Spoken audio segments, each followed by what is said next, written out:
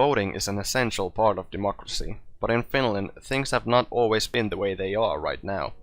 In the 19th century, when Finland was an autonomous region of the Russian Empire, the highest power belonged to the Tsar. One's right to vote depended on their wealth and their class in the society.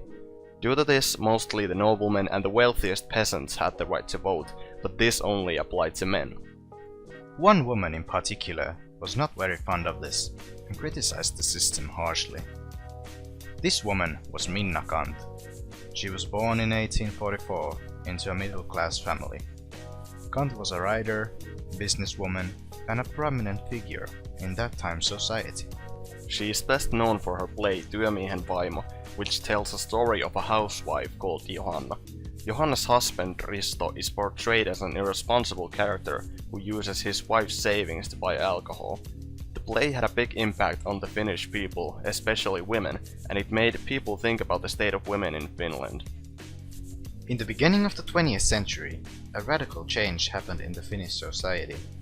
A war between the Russian Empire and Japan took place between 1904 and 1905.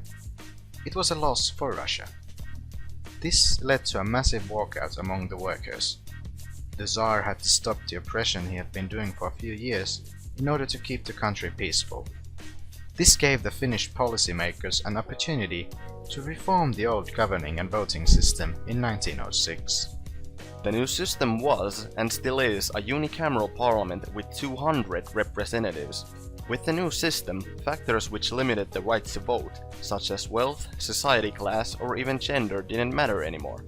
Everyone aged over 24 could vote and everyone had only one vote.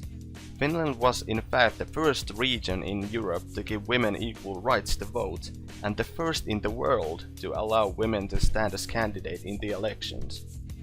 After the first election in 1907, there were 19 women representatives in the parliament.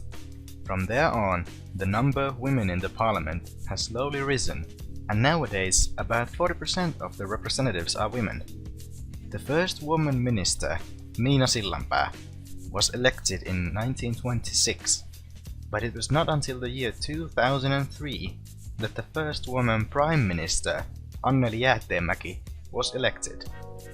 Tarja Halonen, the first woman president, however, was elected 3 years before this. We Europeans tend to take the right to vote for granted, but things have not always been like this.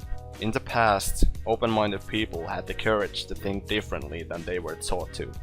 They worked hard to build a better future for us, the newer generations, and we should do the same for the generations to come.